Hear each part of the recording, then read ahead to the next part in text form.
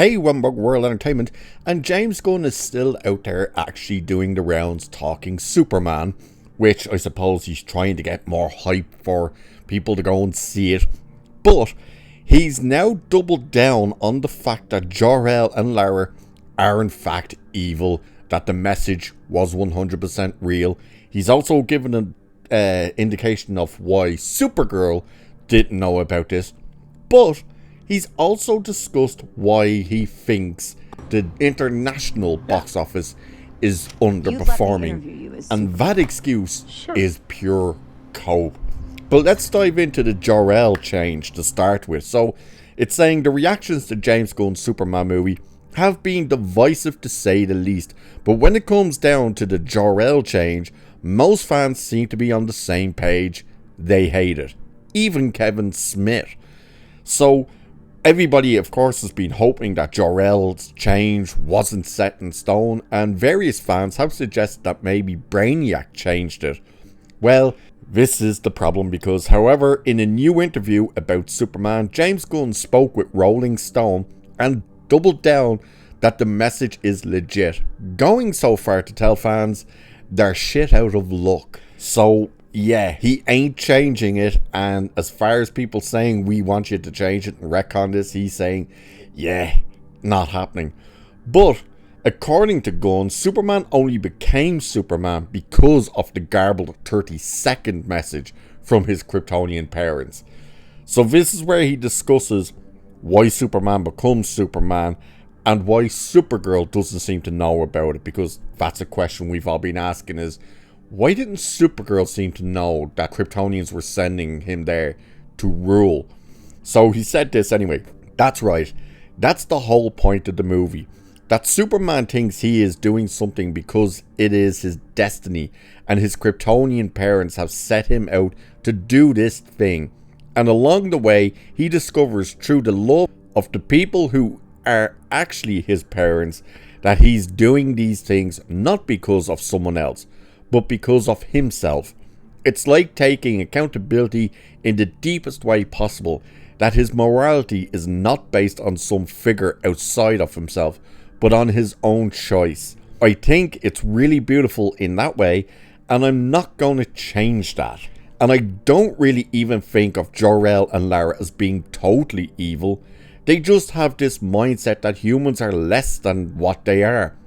We're sea turtles to them. They're just trying to keep the Kryptonian genes alive. The fact that he's saying, I don't even think they're totally evil, when the message literally says, rule with no mercy, destroy anybody that refuses to bow down to you, and that humans are weak, pathetic morons that basically need to be wiped out. It's like, that's pretty much the definition of totally evil. So then, of course, it came up as, how come Superman doesn't know anything about this message? And he said this, you're assuming that everybody on Krypton is the same. And how would she know? She's younger than him, so she wouldn't know. She wouldn't know anything about his parents. Couple of things actually to look at there. And one is, Kara Zor-El is actually not younger than Superman. She's older than Superman. It just took her longer to get to Earth than he did. So she didn't actually age in the direction she took where Superman did. So he aged, she didn't. So she is basically the same age she was when she left Krypton, when it was destroyed, where he was an infant. So he's wrong there that she's younger than him. She's actually older than him. But she didn't age where he did. So that part is weird when he's saying that. But then, of course, we get to the whole idea of why it's not performing well overseas. And he's pointing to its anti-American sentiment. Yeah, he's basically trying to blame Trump and all of the Republican Party's tariffs and stuff like that. So let's have a look at this stuff, because this really is just ridiculous. ridiculous what he's actually coming out to say in this part. So this article says, in a candid interview with Rolling Stones, James Gunn, the director behind the DC Universe reboot and the newly released Superman, has attributed the film's softer than expected international performance to rising anti-American sentiment worldwide. The movie, which stars David Cornswet as the titular hero, has soared domestically but struggled to capture the same enthusiasm abroad, sparking debates about geopolitics, culture icons, and Hollywood's global appeal. Superman hit theaters on July 11th, marking the official kickoff of Gunn and Peter Safran's revamped DC Studios slate. With a reported production budget of around $225 million, excluding marketing, the film opened to a robust $125 million in North America, securing the 7th largest DC opening weekend ever, unadjusted for inflation. But its second weekend, it added an estimated $57 million domestically, bringing its North American cumulative to $235 million after just 10 days. Analysts project it could reach $300 to $350 million in the US and Canada alone. Of course, this comes from a strong word of mouth and an A cinema score and an 88% audience score on Rotten Tomatoes. Globally, the picture is less super. Superman has grossed $171 million internationally so far, for a worldwide total of $406 million.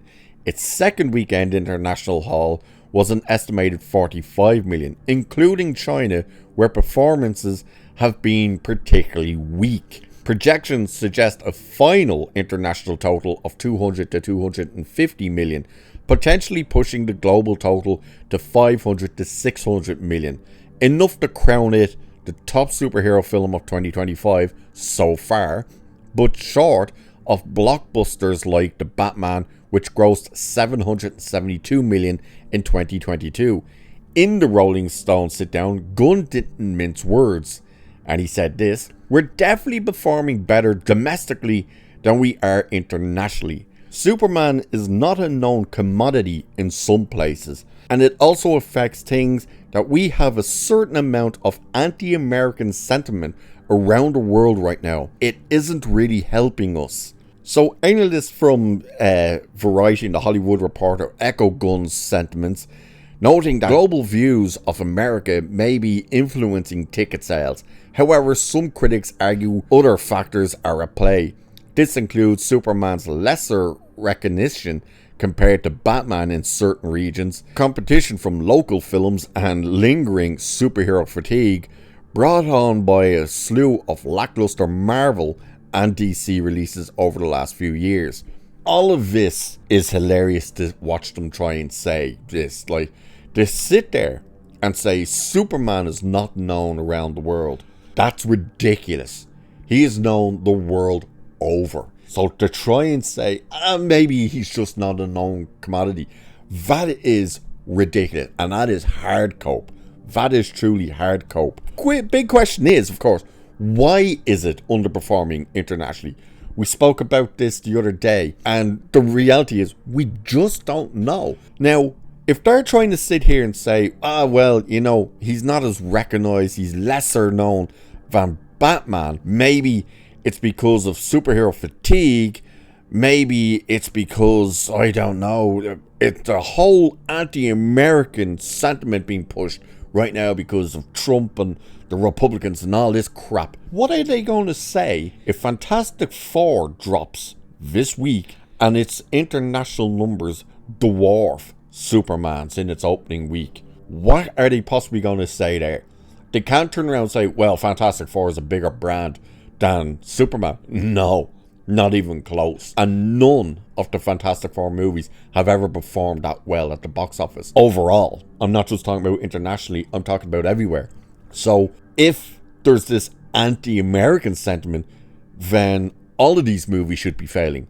That includes the likes of Jurassic World. That thing is absolutely destroying it in the market, especially the international market. So if there's a real anti-American thing going on, then that movie should be absolutely tanking at the international box office, and it's not. So Maybe it's just that people are sick of James Gunn.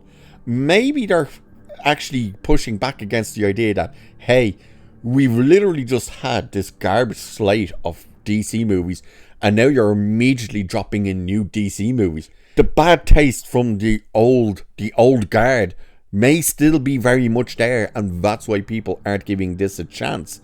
It also could be that people are just waiting. They're waiting to get more news from people. Maybe they've seen these changes to Jor-El and Lara and think, what?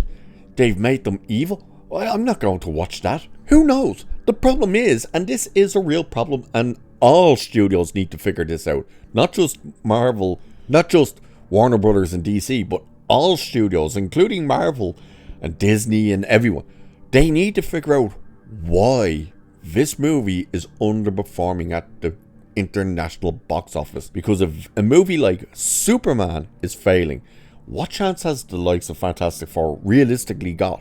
We don't know. We will find out come this weekend what those numbers perform like. But overall, to try and sit there and say, oh, it's because of its anti-American stance in the world refusing to give American movies money when the likes of Jurassic World is absolutely crushing it. Yeah, it's such a weird cope. But overall, he's told fans, you're shit out of luck if you think we're changing that Jor-El and Lara are evil. And he's putting out some fierce cope as to why it's underperforming internationally. So, let me know what you think it is. So, what do you think the reason is that it's failing internationally so far? I mean, it could end up with legs and keep going, but everything is indicating that that is not the case. But do let us know what you think of all of this. And with that, I shall leave it there for this one. So like, share, subscribe, all that good stuff. Remember, there's memberships if you're interested. Cheers, and I'll catch you in the next one.